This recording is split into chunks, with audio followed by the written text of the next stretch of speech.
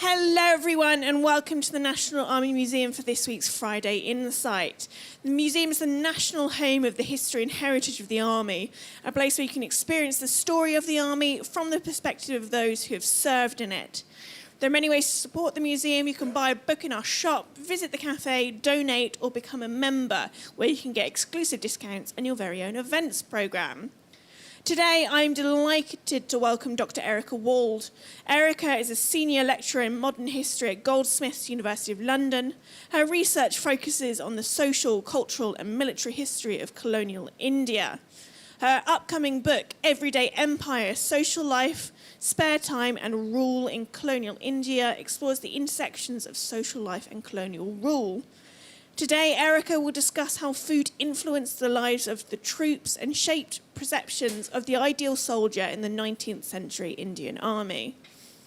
So there will be time for questions at the end of the discussion for both our online and in-person audiences. For our online audience, you can post questions in the Q&A chat bar. These will be put to our speakers at the end. In the room, just raise your hands and I'll come round with the roving microphone.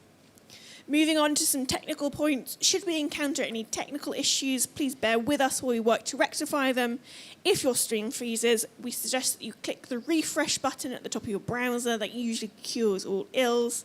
A member of our team will be active in the chat bar to assist you should you have any issues or queries. With that all being said, I'm going to hand over to Erica and hope you enjoy today's talk.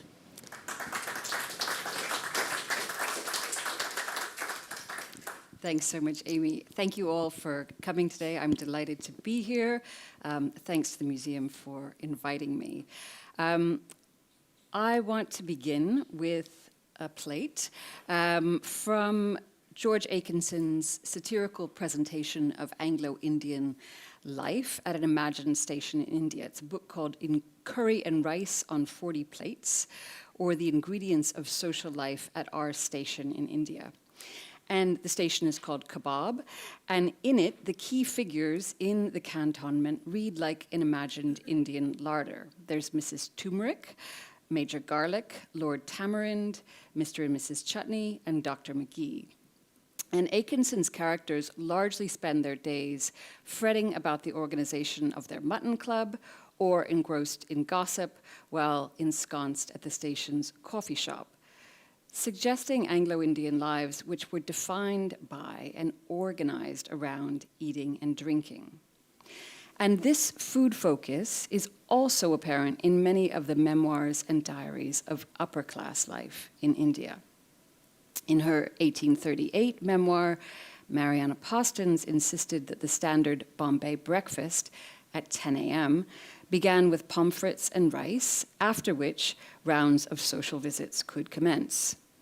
Similarly, in Bradshaw's Guide to the Bombay Presidency, he noted, with some degree of sternness, the appropriate times for eating and drinking, with a sense of what should be consumed and when and how in order to maintain optimum health in India. So beginning at 5 a.m., one should take a cup of café au lait with dry and never buttered toast. And I could not find any indication of why butter was so problematic at 5 a.m. But at 8 a.m., breakfast could continue, consisting of tea served with chop, cutlet, or fish. And then he then follows with a section on moral behavior, which detailed the food and drinks to be consumed in moderation. Bradshaw stressed the moral behavior of all classes of Europeans should be extremely discreet, not only to preserve that inestimable blessing, health, but to command the respect of the native community. So at a very early date, we see a link between ideas of diet and what was consumed and morality, with a particular eye to ensuring respectability and commanding the respect of the Indian community, the respected Indian community. If both Postins and Bradshaw connected diet with morality, they were certainly not alone. This tie saturated civil and military writings on life in India and was a directive that was particularly sharply aimed at the European soldier, who was believed to be totally ignorant willfully ignorant of these strictures. Presenting his findings on the vital statistics of the army to the London Statistical Society in 1847, Colonel William Henry Sykes assured his readers and audience that the mortality among the European troops will not be lessened until the European soldier is improved in his habits. The European soldier, seemingly unable to properly regulate himself, was depicted as a chronic overindulger in everything from animal products to drink to exposure to the midday sun. And this heady combination led to lethargy, illness, and eventually to invaliding and death. So while the days of the upper ranks were organized by eating and carefully managed social calls and refined leisure, that of the European rank and file were seen to be more austere and more problematic. So one witness to the 1863 Commission on the Sanitary State of the Army described the soldier's day in the following way. So he writes, "Bed till daybreak, drill for an hour, breakfast served to him by native servants, back to bed, dinner served to him by native servants, back to bed, tea served to him by native servants, drink, bed, and da capo." So you can see that this is a really monotonous day, marked by very few activities, just sort of overwhelmed by laziness, as it were. So if claret, cutlets, and social calls all signaled respectability and marked one as a member of the ruling elite, the diets and daily routines of the soldiers, as the witness described, came to exemplify exactly what was wrong with the empire's European lower ranks. For his more critical observers, the European soldiers' daily habits confirmed his almost irredeemable laziness and depravity. While calls to reform the diet of the soldier were particularly pronounced in the wake of the twin imperial shocks of the Crimean War and Indian Rebellion, concerns about their health and behavior long predated these conflicts.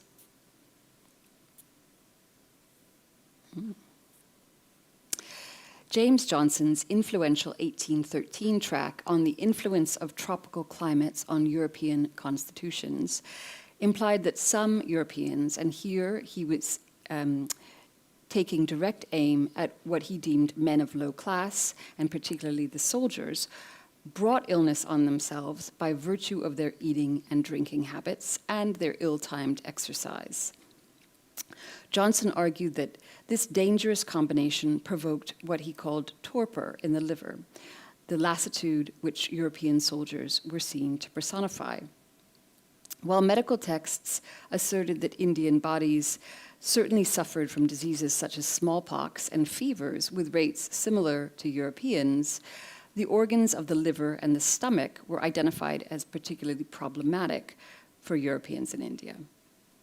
Both were frequently linked with this idea of torpor or sluggishness in the system, which was seen to manifest as a general apathy and malaise. In response to warnings such as this from military surgeons, commanding officers, and military boards, there were attempts made to shape the eating and drinking habits of the rank and file in order to mold a healthier, better equipped army. So today I will focus on how the eating and drinking habits of the average European soldier was understood and managed.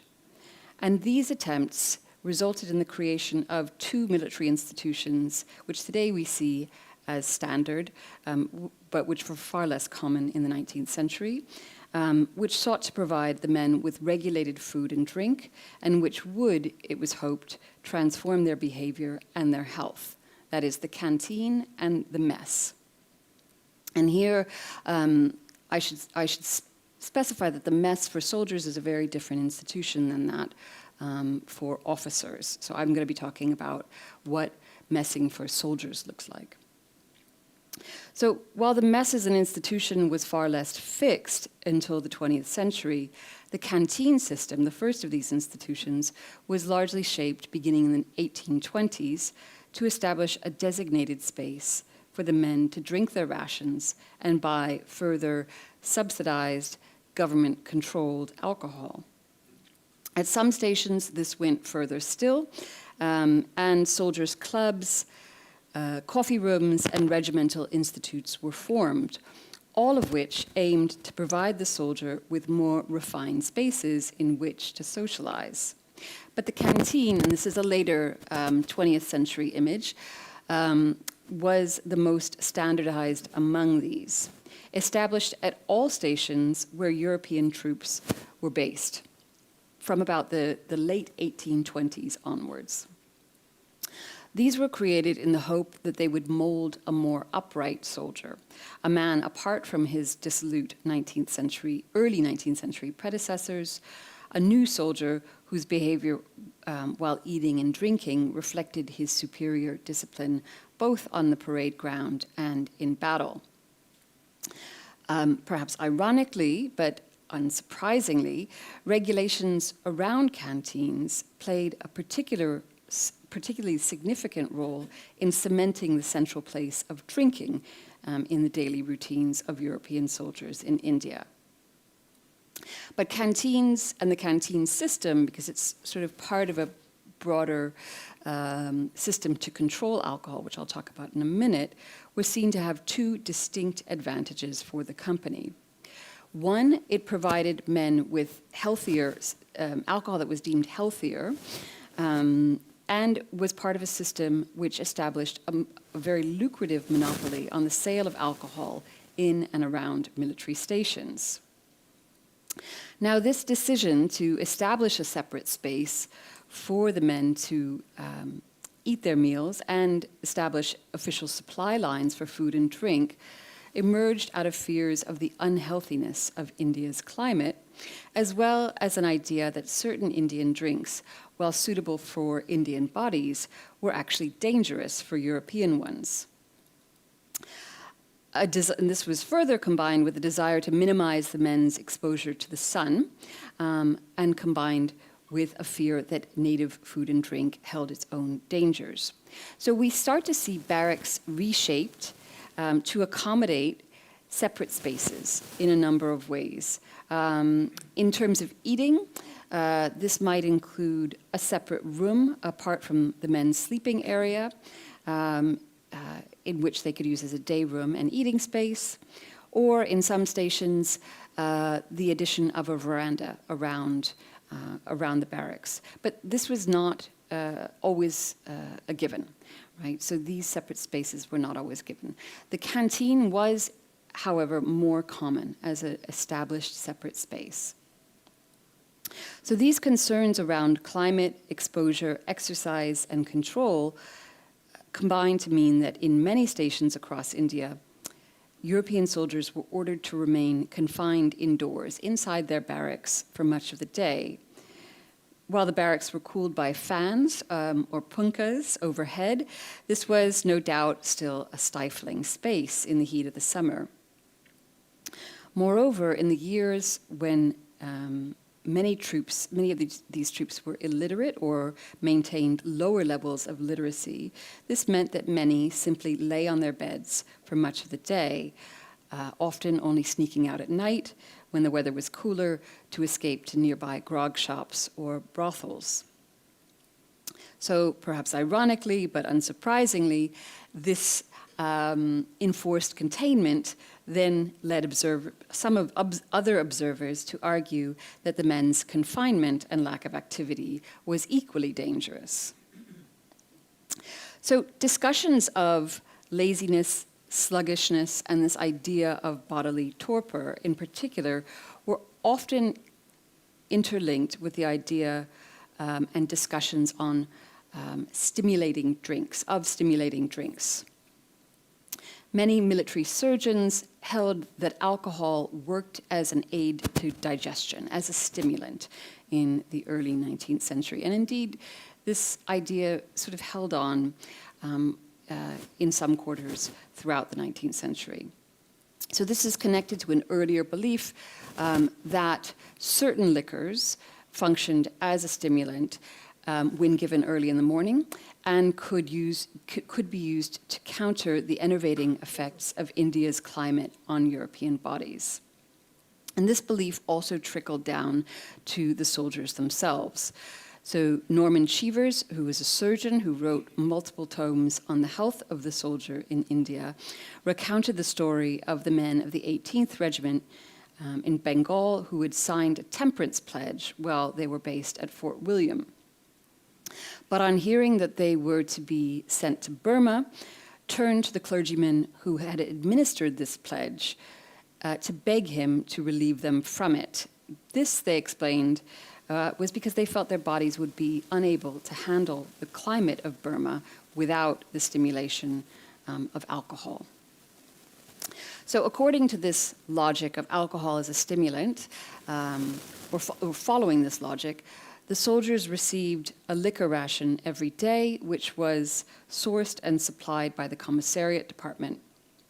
And it was a common practice, it was the most common practice, that part of this ration was given at breakfast, so around 5 a.m., with the remaining amount offered in the evening. The ration was set at 2 drams a day, which looked like sort of 2 small shots of spirits, but directives on the actual amount of alcohol administered as rations varied enormously. Some commanding officers interpreted this much more liberally than others, with one report noting that the men typically drank a quart of porter with their dinners at 1 p.m., and this is in addition to their shots at breakfast. Concerns about overindulgence and indiscipline soon emerged as it appeared that the men were drinking well beyond what was deemed the healthy limit. What was more worrying for the military board was the fact that many of the men continued to drink not what came out of the canteen, but what they could find more cheaply in the bazaars and the petta. The most common and favored bazaar drinks among soldiers were toddy, arak, and mawa. So toddy is a drink made, so the toddy tapper will climb up a palm tree and tap the sap of the tree.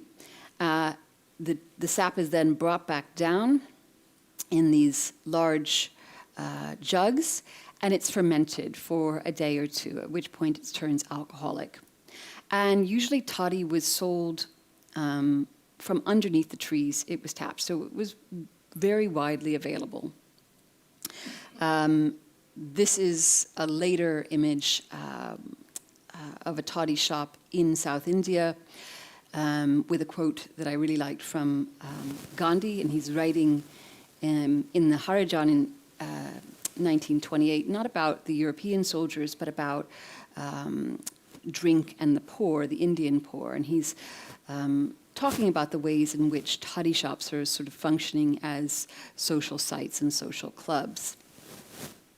What's also interesting to me about this image is that this is clearly a licensed shop that you can see from the proprietor's name there. So that links to one of my next points, which is about the sort of monopoly on alcohol that proves extremely lucrative for the government. So that's toddy. The other 2 favored drinks for the soldiers were arak, which is a distilled spirit. So it could be made by taking either rice wine or palm wine and distilling it. And it's much stronger than toddy. And mawa is made from the flowers of the mawa tree, it's an also fermented drink. So of these 3, toddy was seen to be particularly irresistible to the soldiers. Not only was it cheap, but it could be secured very easily. One report from Bombay, written by Major General Smith, indicated, he writes, quote, "The soldiers have themselves acknowledged to me that if they were dry and saw a draught of toddy in one hand, and a loaded pistol in the other as the penalty for drinking it, they could not resist. In its effects, it has always appeared to me to act like opium. So Smith went on to insist that it was the men's love of toddy rather than the damp, low ground on which they were housed at Colaba Barracks, which led to the very high levels of dysentery which killed 30 men a month at the station. To address this, he advised destroying all palm, brab, and mawa trees in the surrounding area, anything that carried alcoholic potential. And this is also interesting because these, in the context of Bombay, many of the early inhabitants of Bombay are welcomed into the city or encouraged into the city in order to tap palm trees. So this is a sort of established occupation that is one of the occupations that builds the city. Discussions balanced ideas around military health and the need to control the soldiers' behavior with those on how the government could best tap into the revenue from intoxicating spirits. So I mentioned that this is a licensed shop. The earliest East India Company experiments with alcohol and taxation originate in and around the stations and the cantonments, and they spread outwards from there. The company finds this to be extremely profitable, so this process of licensing and careful control is one which they very tightly manage. So following the success of an early experiment in Bombay, where the authorities had established trial canteens in 1822, new regulations were introduced in Bengal, which ruled out regimental canteens at all stations where European troops were based. So again, these do two important things for the organization of military space in India. First, they create a designated space for drinking, and second, they establish a monopoly on the sale of alcohol in and around military stations. And this was one which the company policed very fiercely. So in many cases, the excise on alcohol were the third largest revenue stream for the government. And this is one of the reasons why Gandhi targets alcohol in the 1920s in the later nationalist campaigns. In 1828, the canteen system was expanded further when Lord Combermere, the commander-in-chief of the army in India, assembled a committee to address what he called the moral and physical evils that were stalking the military, that is, high levels of habitual drunkenness among the soldiery. Combermere's committee recommended the further expansion of this trial canteen system.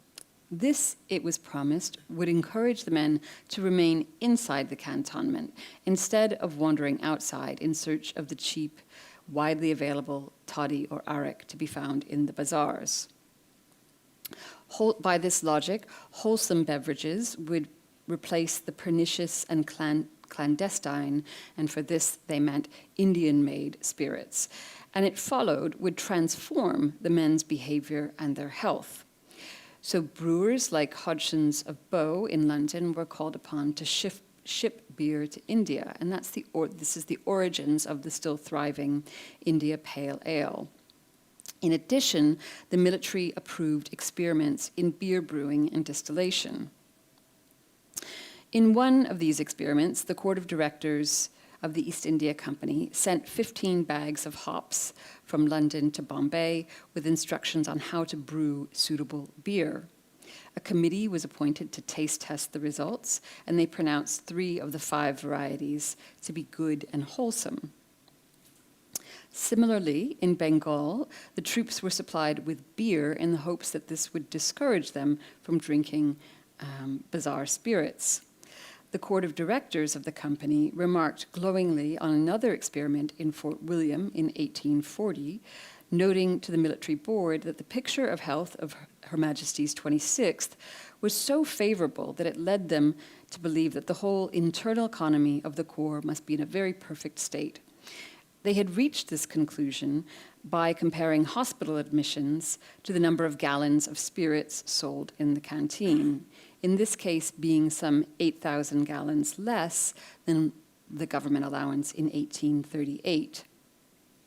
The directors triumphantly declared that this healthy state of affairs was the result of a well-run hospital, the substitution of beer instead of spirits, and the establishment of a temperance society.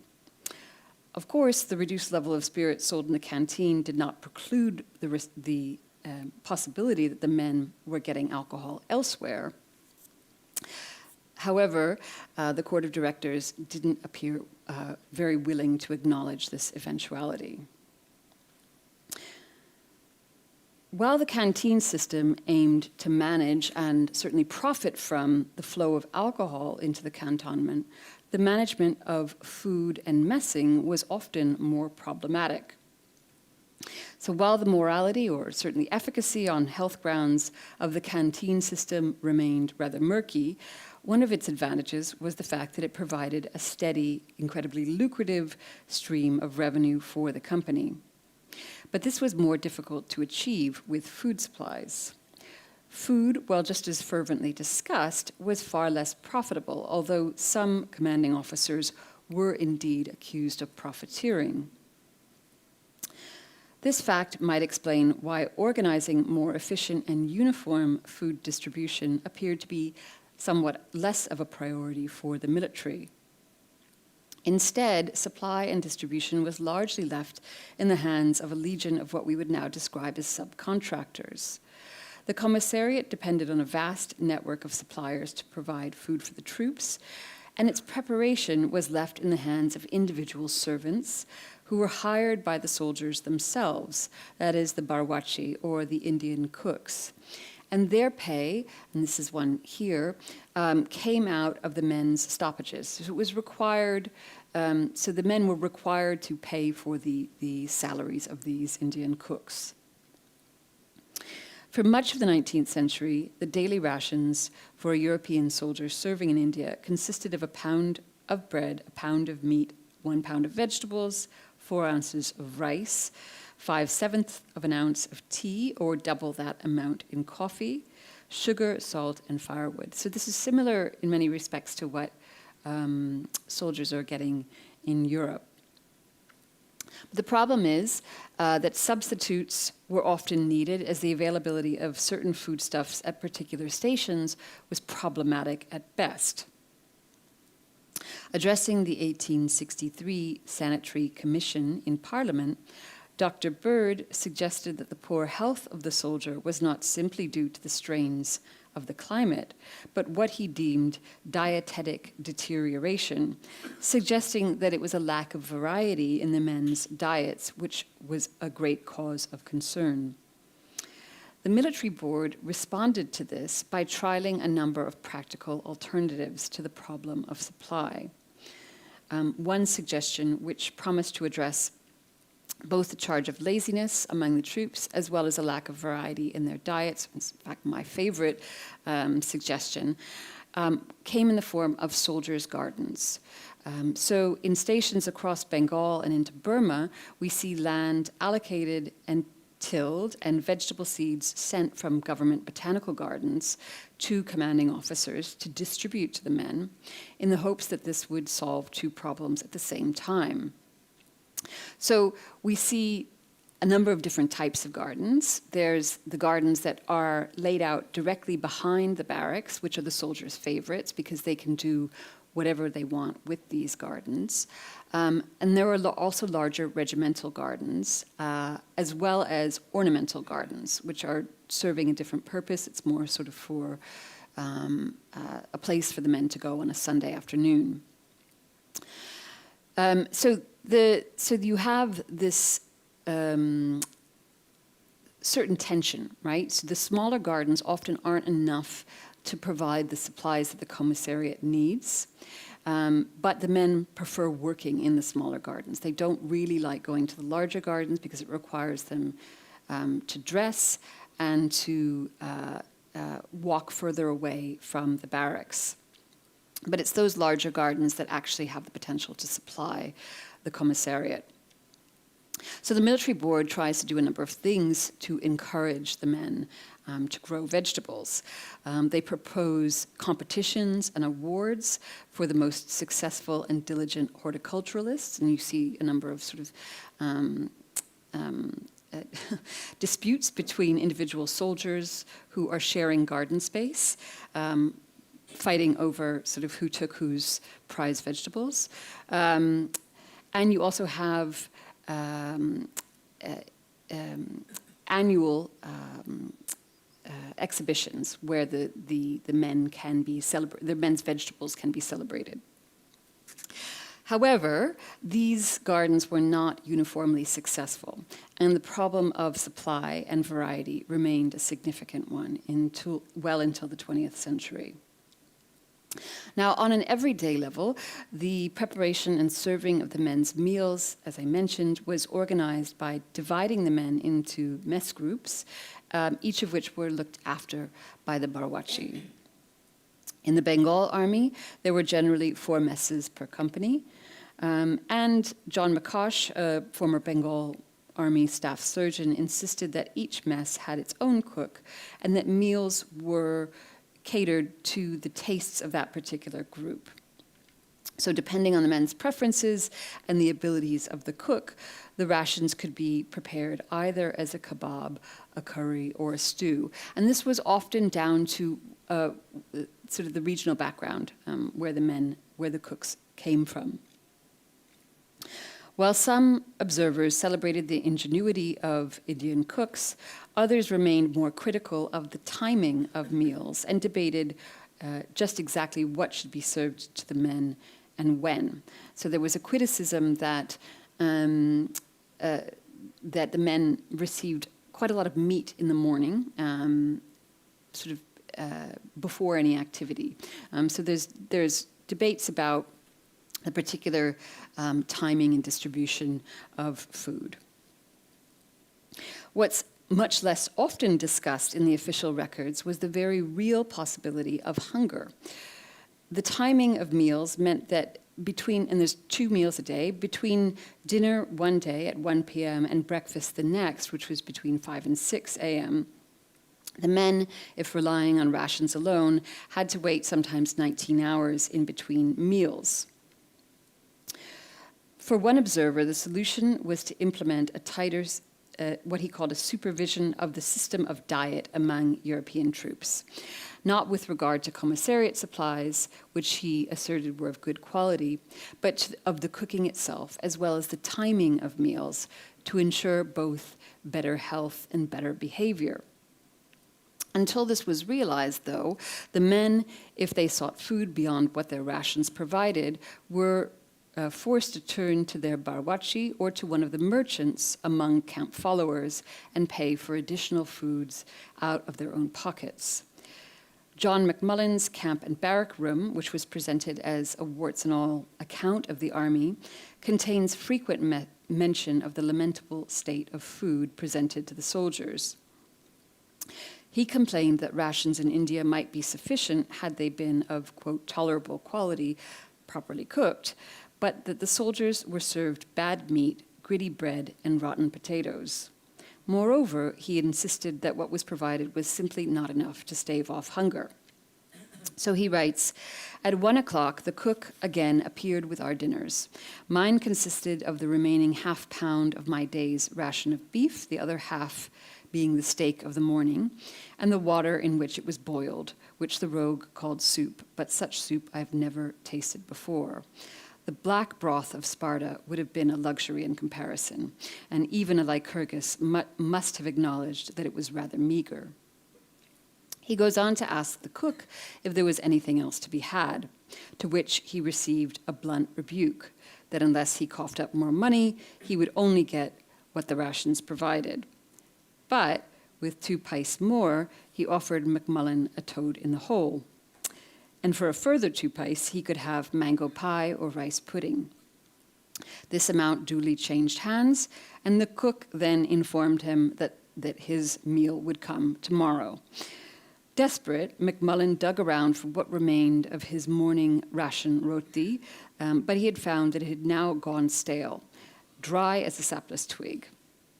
He was, however, relieved of his hunger by the milk and mutton sellers among the camp followers, who were, at that moment, luckily peddling their wares and all too happy to sell him the remainder of his dinner. Of course, this alternative or supplement to rations depended on the men's ability to pay for it, and this was not always easy. By mid-century, a soldier's pay was 10 rupees, 1 anna per month, but monthly stoppages to cover the requisite costs of camp followers, including the required services of the barwachi, the bishti, the water carrier, and the dobi, the laundryman, as well as the expenses of messing, meant that most men were left with just 4 rupees to spare. With this, they could, of course, pay the barwachi, assuming they didn't have the regimental savings bank in mind, but many opted for another alternative instead, to go to the canteen to fill their stomachs with alcohol. Surgeon Major Evatt of the Army Medical Department acknowledged that indeed many men drunk just to escape hunger, noting, "Men can be led to drink because at certain stations they do not care for their barrack rations and can't secure any change."